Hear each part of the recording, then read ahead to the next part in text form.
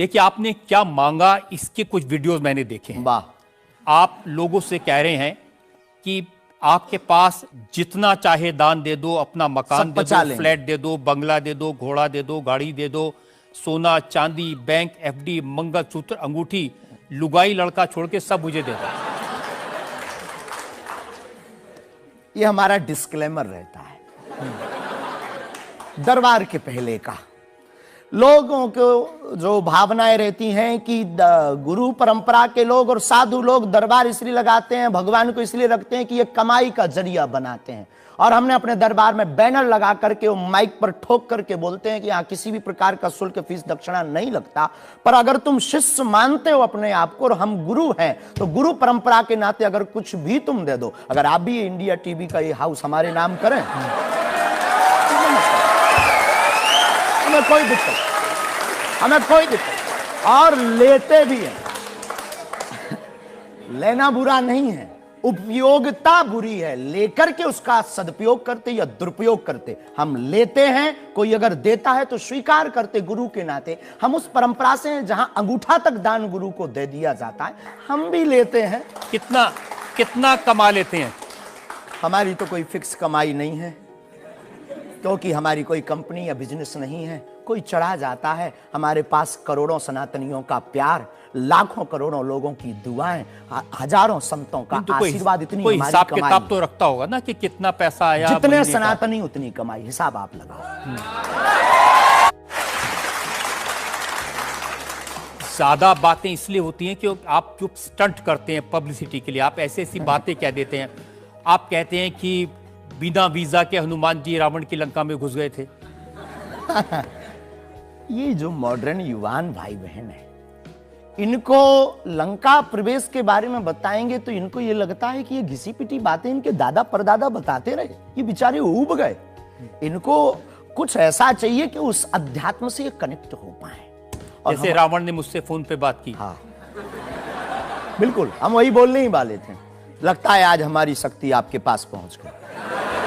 तो हमें आपको समझाना है, रावण से फोन का बात का मतलब सबके अंदर रावण बैठा है। कोई ऐसा दुनिया में नहीं जो गलत कृत्य देख रहा, गलत कर रहा और सच जानते हुए चुप है, वो रावण की दृष्टि का आदमी। तो हनुमान जी लंका गए, इसको इन युवानों को कैसे जोड़े? इन्हें तो वीजा, पासपोर्ट, फॉरेनर ये शब्द पता है। तो इनसे कनेक्ट करने के लिए हमारा अध्यात्म इतना विशाल और इतना अथाह है कि उसमें कुछ भी आप डाल दो, वो आप सोच रहे हैं कि आपको अध्यात्म पता है, इनको नहीं पता। इस देश की जनता को आपसे ज्यादा अध्यात्म पता है। ऐसा हमने नहीं कहा। हमें अपने हिसाब का पता है, उन्हें अपने हिसाब का। वो अपने में श्रेष्ठ हैं, हम अपने में अब जो कोशिश कर रहे हैं विद्यार्थी। हमने ऐसा कभी नहीं कहा कि हम श्रेष्ठ हैं, और ये आरोप हमें नहीं लगता कि ठीक है। आपका ये कहना कि मेरे पास एक गधा है जिसमें वाईफाई है और वो प्लेन में भी वाईफाई चलता है, ये मजाक की बातें नहीं है। लोगों की दृष्टि से, भावनात्मक दृष्टि से देखा जाए तो ये बहुत गहरा विषय है। मजाक की दृष्टि से अगर कोई देखेगा तो देखो, जाकी रही भावना जैसी, प्रभु मूलत देखी तिन तैसी। भगवान की कोई लीला को सिर्फ रास लीला को उठाते हैं, लेकिन हम तो महाभारत भी उठाते हैं। तो अपनी अपनी दृष्टि है, हम ये मजाक में नहीं कहते। हम उनको बताना चाहते हैं कि हमारे देवी देवताओं से जो हमारे इष्ट की परंपरा की जो निशानी है, वो अगर नजदीक रहे, गुरु की निशानी अगर नजदीक रहे, माता पिता की बातों की निशानी नजदीक रहे, तो बेटा कभी गलती नहीं करेगा, वो चार चांद लगाता रहेगा। शास्त्री जी, इसको कहते हैं आप अंधों के शहर में आईना बेचने की कोशिश कर रहे हैं। ऐसा हमारा भाव नहीं है, अपितु हमारा भाव ये है कि उस केवल वाईफाई को हम बताते नहीं, उसकी महिमा भी बताते हैं, और दरबार में आने वाले लोगों को उसकी महिमा का अनुभव भी कराते हैं। तो फिर वो जो बात मजाक की है ना, वो फिर अध्यात्म, आस्था, ईश्वर से जुड़ करके नास्तिक भी आस्तिक बन जाता है। देखिए, आपको भोले भाले लोगों को बताना चाहिए कि भाई ये मैं मजाक में कह रहा हूँ, विनोद हम कहते हैं, और ये मैं असल में बहुत बार बोलते हैं विनोद हम कर रहे हैं, हम बहुत बार बोलते हैं। अब कोई हमारे विनोद को सीरियस ले ले तो वो उसका निजी अनुभव है। तो अब मैं लोगों को बता दूं कि एक बार बगैर टिकट पकड़े गए थे आप रेलवे में। हाँ, ये तो बताना चाहिए, बिल्कुल पकड़े गए थे। लेकिन ये भी बताइए कि हम टीटी से ही 1100 रुपया लेकर आए थे। उसी टीटी से लेकर आए थे, और जिस वाईफाई की आपने चर्चा की उसी वाईफाई की दम पर उसके बाप का नाम बताकर लेकर आए थे। इसी तरह की बातें कह के ऐसे दिखाते हैं जैसे चमत्कार कर दिया, जैसे मेरे ऊपर हनुमान जी की बहुत कृपा हो गई, मैं भविष्यवक्ता हूं, और फिर जो भोले भाले लोग हैं वो प्रभावित हो जाते हैं। हमने कभी एक नहीं दावा किया कि हम चमत्कारी हैं। आज भी आपकी अदालत में हम कहते हैं कि हम कोई चमत्कारी नहीं है, हम कोई ईश्वर नहीं है, हम कोई महात्मा नहीं है, हम एक आम इंसान हैं। लेकिन हमारी अपने इष्ट के प्रति आस्था, ऋषि परंपरा के प्रति आस्था है, जो महर्षि वाल्मीकि से पत्र दरबार की महिमा चली है, उस महिमा का हम अनुकरण करते हैं, और उस आस्था में उलझनों में का रास्ता मिल जाता है तो उसे आप चाहे चमत्कार मानिए अथवा फिर आप अपनी बुद्धि से जो जिसने जो जाना वो हमें माना। देखिए शास्त्री जी, बहुत सारे ऐसे लोग हैं, गरीब हैं, परेशान हैं, बीमारियों से थके हारे हैं, डॉक्टर से आशा छूट जाती है, हॉस्पिटल से आशा छूट जाती है, वो आपके पास आते हैं, वो सोचते हैं यहाँ इलाज मिलेगा। किसी का बच्चा बोल नहीं सकता, किसी का बच्चा चल नहीं सकता, वो लोग बड़ी आस्था विश्वास लेके, जो मैंने जानकारी हासिल की, वो आते हैं, सोचते हैं कि यहाँ से शायद उन्हें कोई रास्ता दिख जाएगा, और उन्हें मिल जाता है। जो आते हैं श्रद्धा पूर्वक आते हैं। देखो, जिंदगी में अगर वो परेशान है और डॉक्टर से परेशान होकर के या कहीं से भी निराश होकर के आया और उसे कुछ मिले ना मिले, हम ये तो नहीं कहते, जिसकी जितनी निष्ठा उसको उतना हमारे बागेश्वर बालाजी के दरबार में मिलता। और अगर नहीं मिलता, और अगर उसे जीवन जीने की अगर डांडस और सात्तावना मिलती है, तो क्या ये भी कम है? बिना पैसों में, बिना दक्षिणा दिए, बिना कुछ लगे अगर हनुमान जी से जुड़ रहा, अगर वो प्रभु से जुड़ रहा, अगर उसे जीवन जीने में 4 दिन की जिंदगी है, डॉक्टर ने कह दिया तो मर जाओगे, लेकिन बागेश्वर धाम के नाम से उसके चेहरे पे मुस्कुराहट है कि मेरा हारे का सहारा है, तो अगर ये मुस्कुराहट उसके चेहरे पर आती, इससे किसी को गुस्ताखी क्यों? देखिए, अगर बागेश्वर धाम आने से लोगों का इलाज हो जाता है तो फिर आपको कैंसर हॉस्पिटल बनाने की क्या जरूरत है? यही तो हम बताना चाहते हैं कि दुआ और दवा दोनों आवश्यक है। हमने ये नहीं कहा कि हम डॉक्टरों के खिलाफ हैं। अब मैंने पूछ लिया तो आपने दवा ऐड कर दिया उसमें। नहीं, हमने औषधालय बागेश्वर धाम पर खुलवाया है और मंदिर के समीप खुलवाया है। वहां पर ग्राम पंचायत का भवन है, वहां पर आयुर्वेदिक औषधालय है। दुआ और दवा मतलब नीचे दवा है और वहां ठीक नहीं हुए तो दुआ के लिए चढ़ जाओ मंदिर पर, दोनों काम करें, ठीक है। और ये कोई नई बात नहीं है, हमने ऐड नहीं की, डॉक्टर खुद ऐड करता है, ऑपरेशन करता है, जब ठीक नहीं होता तो वो भी कहता है तुम भी प्रार्थना करो। लेकिन ये सही है कि जिस इलाके में आप हैं उस इलाके में बहुत सारे ऐसे लोग हैं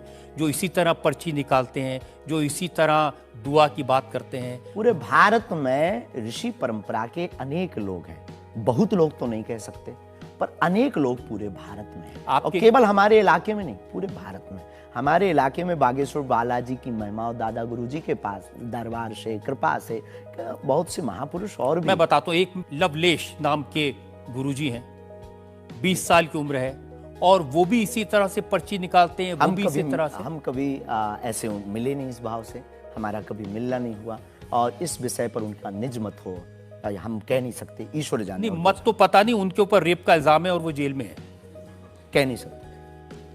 तो उस एरिया में ऐसे और भी बहुत सारे लोग हैं। अभी हम अर्जी लगाने के हिसाब से घूमे नहीं हैं। आप कहो तो इस बार जाकर के घूमेंगे कितने लोग हैं।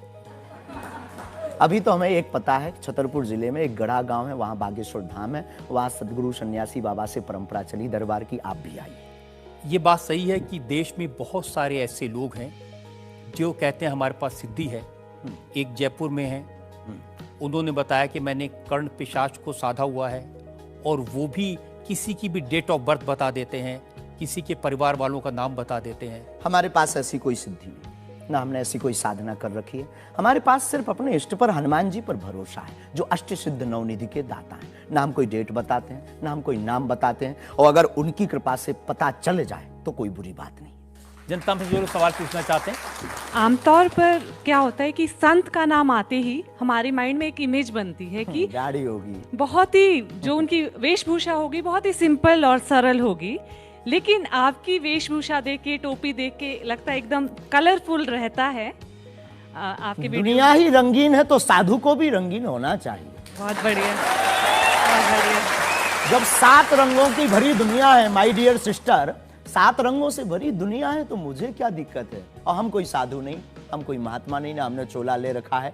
हम एक वर्ण व्यवस्था की बात नहीं करेंगे, हम एक गुरु के शिष्य हैं और आम इंसान हैं। और अगर कोई सरनेम पूछे तो हम शुक्ल वंशीय सरयू पारी ब्राह्मण है। तो जो 7 ब्राह्मणों की वेशभूषा है वो हमने धारण की, गुरु के नाते हमने ये पादुका अपनी एक परंपरा को निर्वाहन करने के लिए धारण की। और टोपी कोई आया तो दे गया, अगर आप कुछ दो बहन हमें तो वो भी स्वीकार है।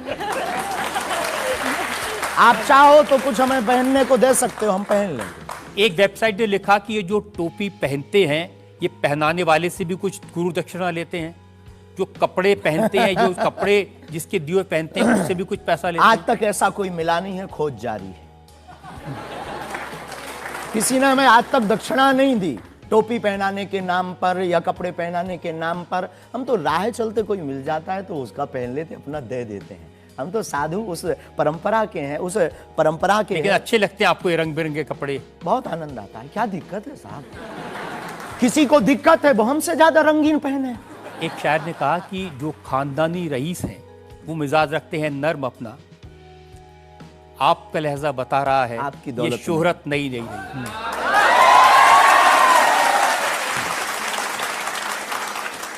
लोगों को लगता है, हमें लगता है कि हमारे जीवन में न हमें धन प्रिय है, न मान प्रिय है, न सम्मान प्रिय है, हमें हनुमान प्रिय है। और हमने जब से जन्म लिया तब से हम धनवान है, क्योंकि हमारे हनुमान है।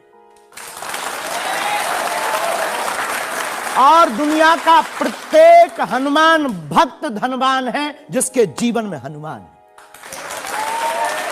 और वो निर्धन है इस दुनिया में जिसके जीवन में भगवान नहीं, वो निर्धन है। और अगर बाप हनुमान हो और धनवान हनुमान हो और उनका भक्त अगर रंगीन ना हो, पीला लाल ना हो, जब हनुमान जी लाल देह लालीन से हो सकता तो लाल पगड़ी क्यों नहीं हो सकती?